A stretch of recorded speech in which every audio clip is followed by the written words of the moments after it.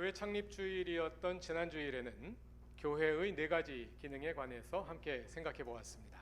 고 이기선 목사님의 글들을 참조하여 예배와 교육, 사귐과 선교가 내실 있게 이루어지며 균형을 이루는 교회가 되기를 함께 소망해 보았는데요. 오늘도 교회에 관한 생각을 이어가 보고자 합니다. 오늘은 특히 교회의 공교회됨에 관해 살펴보겠습니다. 오늘날 우리가 교회라 할 때는 주로 개교회를 가리킵니다. 그루터기 교회나 소망교회나 방주교회처럼 매주일 한 공간에 모여서 예배를 드리는 개별적인 지역교회 공동체를 생각하는 것이죠. 그러나 성경에서 교회라 할 때는 그런 지역교회를 가리킬 때도 있지만 그보다 더 큰 규모의 공교회를 가리킬 때도 있습니다. 공교회란 이 땅에 존재하는 모든 그리스도인들의 모임으로서의 교회를 말합니다. 예를 들어 오늘의 본문 골로새서 1장에서 그리스도는 교회의 머리이시고 교회는 그리스도의 몸이라 할 때 이 교회는 단지 하나의 개교회를 가리키는 것이 아니라 전 세계의 모든 그리스도인을 포함하는 의미에서의 교회입니다.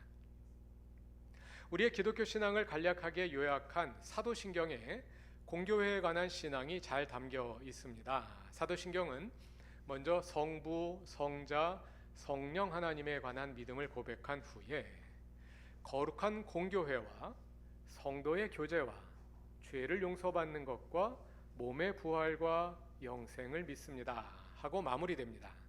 여기서 거룩한 공교회와 성도의 교제, 이 두 가지가 교회에 관한 조항들입니다. 거룩한 공교회는 문자적으로 공교회이므로 설명할 필요가 없겠고요. 성도의 교제라 할 때도 이는 개교회 차원에서 이루어지는 친교에 국한되지 않고 공교회로서의 교제를 말합니다. 이 땅에 존재하는 모든 그리스도인들이 성령 안에서 하나의 사귐을 이룬다는 뜻입니다. 이처럼 사도신경은 교회를 기본적으로 개교회보다는 공교회로 이해하고 있습니다. 오늘 함께 읽으신 골로새서 1장은 교회에 관한 그 두 조항의 성서적 근거가 되는 본문들 가운데 하나입니다. 이 본문을 포함하여 관련된 성경 본문들을 간략하게 살펴본 후에 공교회됨의 의미와 실천에 관해서 차분하게 함께 생각해 보기로 합시다.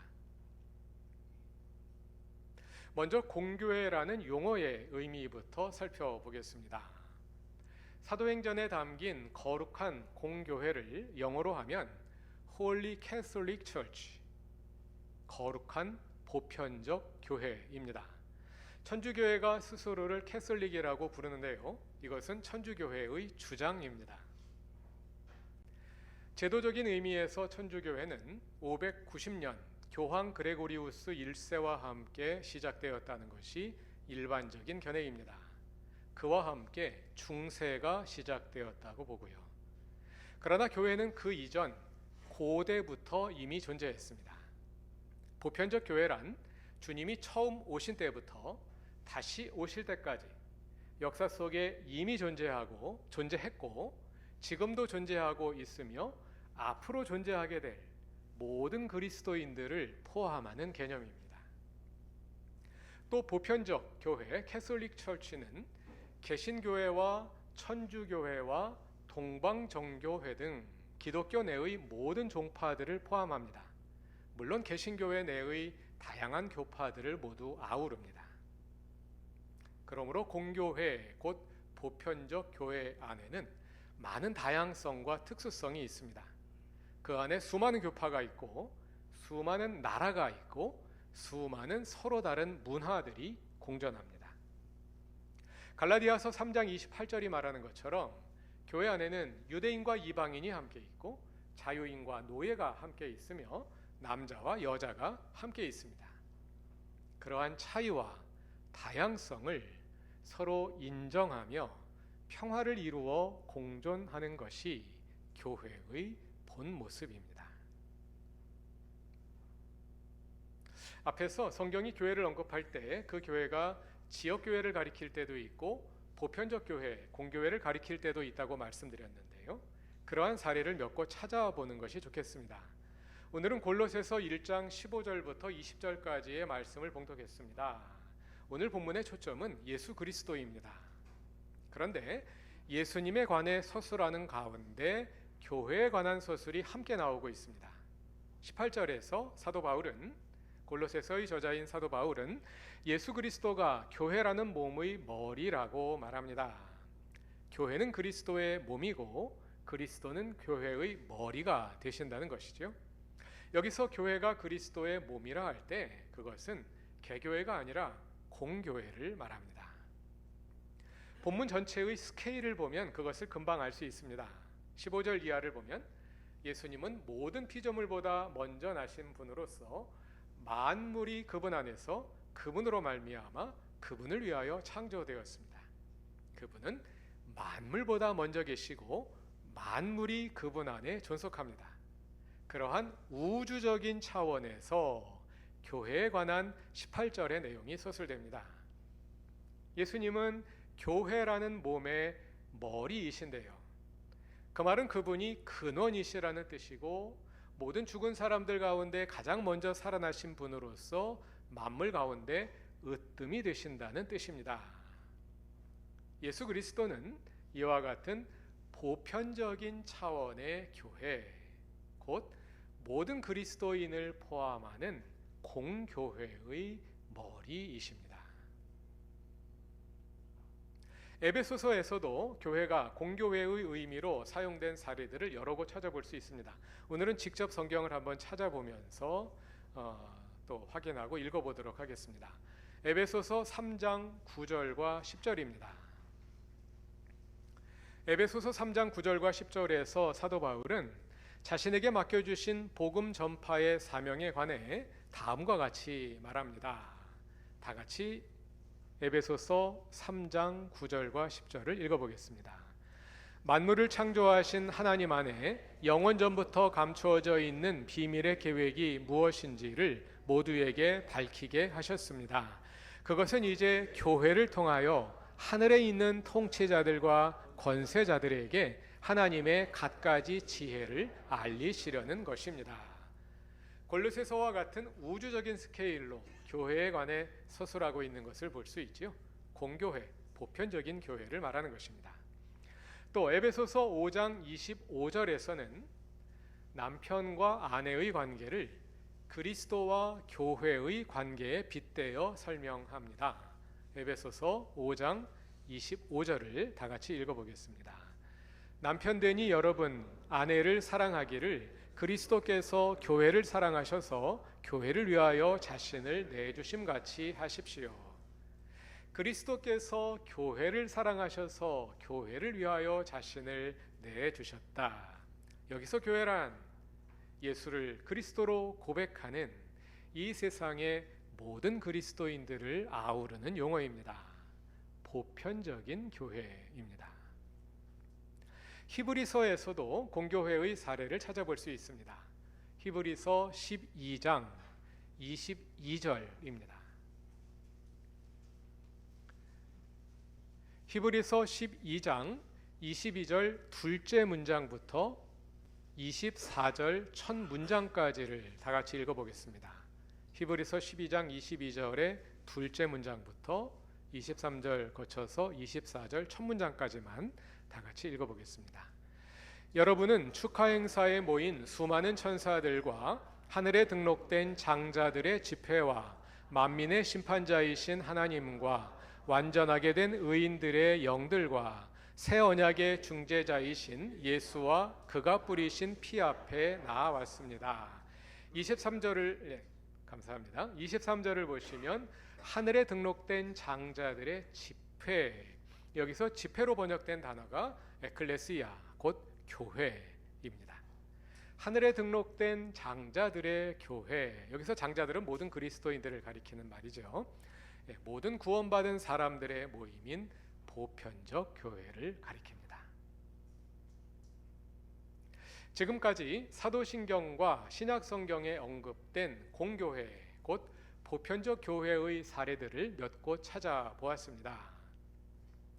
우리가 단지 하나의 개교회로서 생각하고 행동하는 데서 그치지 않고 우리가 이 땅의 모든 그리스도인들을 포함하는 공교회의 일원임을 의식하고 행동할 때 공교회가 그저 추상적인 차원을 넘어서 우리의 삶 속에서 구체화될 수 있을 것입니다. 그러한 인식과 행동을 도와주는 것이 총회나 노회와 같은 상위 기관들입니다. 우리는 그루터기 교회의 구성원일 뿐 아니라 대한예수교 장로회 통합교단의 구성원이고 평남노회 그 가운데서 강남시찰회의 구성원이기도 합니다.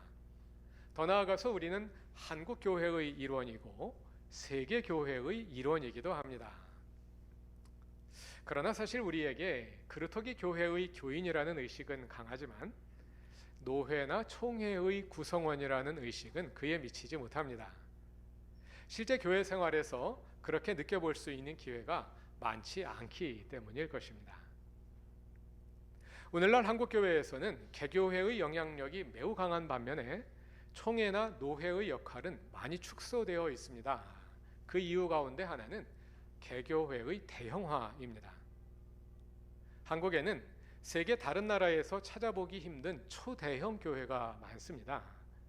그 교회들의 규모는 웬만한 노회 규모와 맞먹고 심지어는 군소 교단 총회보다 더 큽니다. 재정 규모도 그렇고요. 그래서 일반적으로는 공교회가 할 만한 일들을 개교회가 하는 경우가 많습니다. 그러다 보니 상대적으로 노회나 총회의 역할이 줄어들고 힘도 약합니다. 초대형 교회 하나가 노회나 총회 전체를 좌지우지하는 경우도 많습니다. 그러다 보니 많은 개교회들의 입장에서는 총회나 노회를 그냥 거치장스러운 하나의 상위 기관으로만 보기 쉽습니다. 그러나 우리가 예장통합교단의 일원이고 한국교회의 한 구성원이라는 의식을 가지고 무엇을 결정하거나 실천할 때 우리가 성경이 말하는 공교회, 보편적 교회에 더 가까이 접근해 갈 수 있을 것입니다.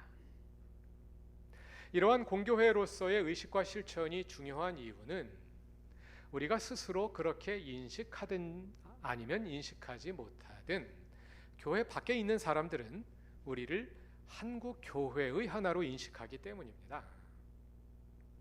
우리는 장로교회로서 스스로를 다른 교파와 구별할 수 있고 또 장로교회 중에서도 독특한 교회로서 다른 장로교회와도 스스로를 구별할 수 있습니다. 또 우리는 개혁적인 교회로서 다른 한국교회들과는 다르다 하고 생각할 수 있습니다. 그러나 교회 밖에 있는 사람들은 지나가다가 그루터기 교회 건물을 보면 그냥 여기 교회가 하나 있구나 하고 생각할 뿐입니다. 우리가 의식하든 의식하지 못하든 우리는 한국 교회로서 행동하고 있는 것입니다. 그리고 우리의 행동 하나하나가 한국 교회에 대한 외부인들의 인식에 영향을 주게 됩니다. 최근의 사례를 통해 그것을 잘 알 수 있습니다. 우리 교단에 속한 한 초대형 교회가 담임 목사직을 세습하면서 그것은 개교회의 문제이니 그 교회 교인들이 알아서 처리하도록 내버려두라 하는 입장을 내세웠습니다. 공교회로서의 의식이 없었습니다. 그 교회는 등록 교인이 수만 명이 되는 초대형 교회로서 그 교회의 모든 결정과 실천은 그분들이 원하든 원하지 않든 한국 교회 전체를 대변하게 됩니다. 사람들은 그 일을 그냥 한 교회에서 일어난 일로 받아들이는 것이 아니라 교회에서 일어난 일로 받아들입니다. 그것은 정도의 차이는 있겠지만 우리처럼 작은 교회도 마찬가지입니다. 우리 교회가 결코 밀실 안에 숨겨져 있지 않기 때문입니다. 마치 산 위에 세운 마을을 숨길 수 없는 것처럼 어둠 속에서 등불을 숨길 수 없는 것처럼 교회에서 이루어지는 결정들과 실천들은 온 세상에 밝히 드러납니다. 공교회이기 때문에 그렇습니다. 그러한 공교회로서의 인식이 없이 행동할 때 우리는 의사와 관계없이 공교회를 사유화하는 실수를 저지르게 됩니다. 오늘날 한국교회가 지탄을 받는 큰 이유들 가운데 하나입니다. 공교회라는 용어와 개념이 많은 분들에게 낯설게 들리실 수 있을 것입니다. 전에는 공교회라는 말을 거의 들어보신 적이 없는 분들이 많으실 것입니다. 한국교회에서 최근에 비로소 부각되기 시작한 용어이기 때문입니다. 왜 최근에 이 용어가 부각되기 시작했을까요? 한국교회의 위기와 밀접한 관련이 있을 것입니다. 많은 사람이 오늘날 한국교회의 위기와 왜곡된 교회상을 성찰하면서 그 원인들 가운데 공교회 의식의 부재가 깊이 자리하고 있음을 알게 된 것입니다. 한국교회의 위기가 심화되어 내적으로 문제가 일어날 뿐만 아니라 그로 인해 사회의 지탄을 받게 되면서 비로소 그동안 교회 밖의 사람들이 교회에서 일어나는 일들을 다 보고 있었음을 깨닫게 된 것입니다. 한국교회는 교인들끼리만 모여있는 사적 공간이 아니라 모든 사람들에게 공개되어 있는 공적인 공간이라는 사실을 비로소 인지하기 시작했습니다. 그러면서 성경과 신학 교과서를 다시 들추어 보게 되었고, 보편적 교회라는 개념이 교회의 공적 성격을 함께 담고 있음을 새롭게 인식하게 되었습니다. 아마 개념에 민감하신 분들은 오늘 설교에서 보편적이라는 용어와 공적이라는 용어가 혼동되고 있는 것 아니냐 이렇게 생각하시는 분이 있을 수 있습니다. 보편적은 캐톨릭, 유니버설 용어로 하자면, 공적은 퍼블릭, 그러니까 다른 개념이죠. 그러나 연결이 되어 있습니다. 교회가 공적인 존재임을 알게 되면서 보편적 교회의 정체성을 회복해야 하겠구나 하는 의식이 싹트게 된 것입니다. 그렇게 보자면 그루터기 교회에서는 우리 스스로는 알아채지 못했을 수 있지만 이미 공교회로서의 의식이 싹트고 자라왔다고 할 수 있습니다. 그루터기 교회는 합리적인 교회 운영을 중시합니다. 합리적이라는 말은 이치에 부합한다는 뜻인데요. 여기서 이치란 특별한 철학적 원리를 말할 수도 있지만 모든 사람들이 받아들일 수 있는 상식에 해당하는 것들을 가리키기도 합니다. 상식을 벗어나면 이치를 벗어났다고 우리가 말하죠. 말하자면 교회가 합리적으로 운영된다는 말은 소수의 교인들만 이해할 수 있는 폐쇄적인 방식으로가 아니라 모든 사람이 납득할 수 있는 상식에 부합하는 방식으로 운영된다는 뜻입니다. 여기서 모든 사람이란 교회 밖에 있는 사람들도 포함합니다. 교회 밖에 있는 사람들이 보더라도 납득할 수 있는 방식으로 교회가 운영되고 있구나 하는 그런 방식으로 교회가 운영되기를 우리가 추구해온 것이죠. 그런 점에서 그루터기 교회는 그동안 스스로 의식했든 의식하지 못했든 공교회를 추구해 왔다 할 수 있습니다. 모든 사람이 교회라고 말할 수 있는 그런 교회다운 교회를 추구해 온 것입니다. 그러한 추구가 자연스럽게 상식에 부합하는 바른 교회에 대한 추구로 이어져 온 것으로 생각됩니다. 그렇다면 창립 28주년을 맞이하는 오늘 그루터기 교회가 어떻게 앞으로 더 나아갈 것인지 그 목표를 설정함에 있어서 이 공교회됨을 함께 진지하게 숙고하고 나누어 보는 것도 어떨까 하는 생각이 듭니다.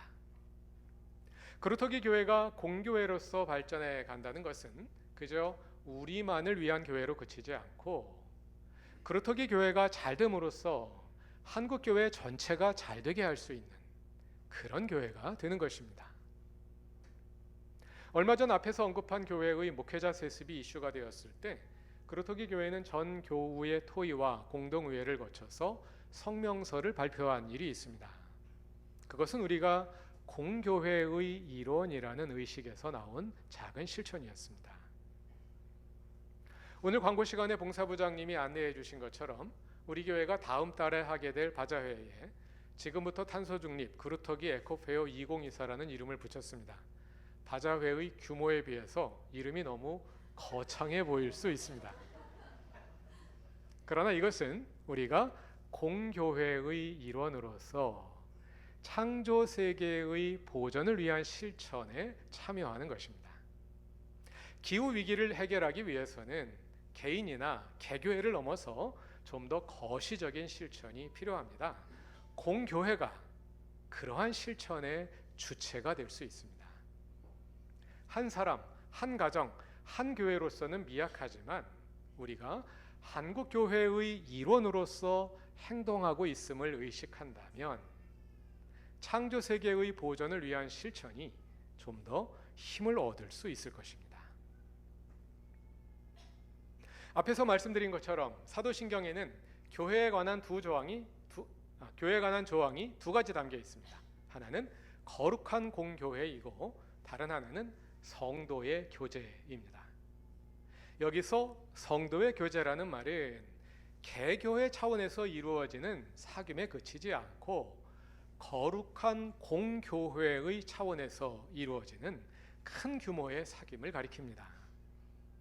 성도의 교제를 이끄시는 분은 성령이십니다. 예배의 마지막 순서인 축도에 잘 담겨 있지요. 우리 주 예수 그리스도의 은혜와 하나님의 사랑과 성령의 사귐이 여러분과 함께 있기를 빕니다 할 때 그 성령의 사귐입니다.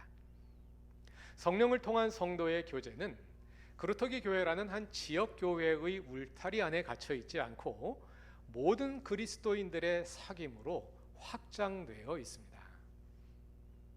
우리는 어떻게 그 성도의 사귐을 실천할 수 있을까요? 주님의 성령이 우리를 이끄셔서 그루터기 교회가 공교회로서 한 걸음 더 앞으로 나아갈 수 있도록 도우시길 기도합니다. 그래서 그루터기 교회가 복될 뿐 아니라 그루터기 교회로 인해 한국 교회가 복될 수 있기를 바랍니다. 그 걸음에 함께 하시는 사랑하는 모든 교우들을 축복합니다. 다 같이 기도드리겠습니다. 우리를 공교회의 일원으로 부르시고 그리스도의 몸으로 삼으신 하나님, 주님께서 이 시대에 우리를 부르심과 우리에게 맡겨주시는 사명을 생각합니다. 공교회로서 생각하고 공교회로서 실천할 수 있도록 우리를 깨우치시고 이끌어 주옵소서. 한국의 많은 교회들이, 특히 큰 교회들이 공교회로서 성찰하며 행동할 수 있도록 이끄시고 우리처럼 작은 교회들도 공교회됨을 실천함으로 주님의 사명을 더 잘 감당할 수 있게 하옵소서. 예수님의 이름으로 기도드립니다. 아멘.